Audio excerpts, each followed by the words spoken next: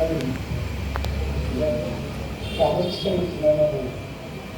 మా ఇంట్లో మంట ఇంటి ముందు మంట వేసి పన్నీరు నడుచుకుంటా ఊళ్ళో ఒక 96-95 రాత్రి అంతా మిత్రులను పెట్టుకొని కుటుంబంతా పెట్టిన నల్ల కుక్క సున్నంలో పోయిన ప్రయోగాలు ఇవన్నీ విని చాలా అందరం అప్పుడు 90 అంటే నాకే పెద్ద గ్రామీణ నేపథ్యం ఇట్లా రాయాల్సిన ఎక్కువ అలంకారం లేకుండా వాచ్యం లేకుండా ఇప్పుడు ప్రాచీన అలంకారానికి చెప్పే ఉత్ప్రేక్షలు ఉపమానాలు ఉపమయాలు ఆధునిక క్రితం ఉగ్రోక్తి ఇట్లా వాడవచ్చిన ఇంత ఉగ్రోక్తి నేను పుట్టకముందే నా దేశంలో దేశద్రోహ జాబితాలో నా పేరు నమోదిందన్నమాట.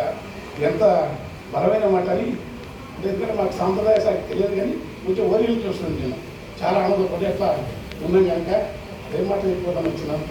ఆయన పేరు రాలేదని నాకే నా దృష్టి అప్పటికే ధిక్కారాలు 3000 సంవత్సరాల భారతీయ చరిత్ర నుంచి అశోక్ వాజ్పేయి సంఖ్యలో 3 కవితలు ఉన్నాయి. ఒకటి అన్నమయ్య కవిత, ఒకటి గద్దర్, ఒకటి కాదం. అది తర్వాత రామచంద్ర గుహ లాంటి చరిత్రకారుడు ఒక మొత్తం పుట్టుమచ్చ నుంచి ఒక ప్యారానే ఒక పేజీ వేసేసినాడు. అంత గొప్ప ప్రభావం చూపిన కవి. నా పుస్తకం వల్లంకి తాళం రానికి కానీ వేయనికి కానీ ఎంటవడి అంటే పుస్తకం నేనే బలంతా ఆయన సుబ్రహ్మణ్య శ్రీనివాస్ లేకుంటే అజంతా స్వప్నలిపి రాకుండా ఈయన రాకుండే. ఆ స్వప్నలిపి అజంతా స్వప్నం తక్కువ రాసి ఎక్కువ పేరు వచ్చిన అంటే ఎందుకయ్యా బతికత దేశాలు మళ్ళీ కొలదిగా కావ్య రాసులు జాతి నాడులో వెలిసిన గీతికొక్కటి చదువుతున్నాం రాయపూసుకురావు.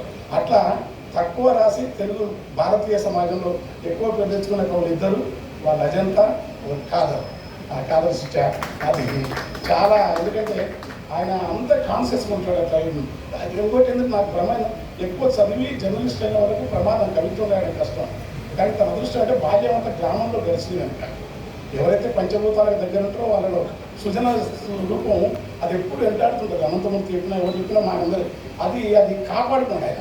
లేకుంటే ఆ చదివిందంతా ఎక్కడ పీసీ చూసి ఎక్కడ మృత్యుంజయులు ఎక్కడ మోహన్ విశాలాంధ్ర ఉద్యోగం అవన్నీ పెట్టుకొని అన్ని పుస్తకాలు ఇప్పేసి పేజీలన్నీ దాచుకొని అన్నీ తీసేసి అట్లా తాడిచెట్లను నల్ల కుక్కలను ఆకాశాన్ని తర్వాత మేఘం అంటే పర్సనఫికేషన్ అంటే అది పోతూ కొంచెం మేఘం ఎంత హాయిగా ఈ ఎక్కువ క్లిష్టతలు నాగరికతతో రాసినప్పుడు అర్థం కాదు.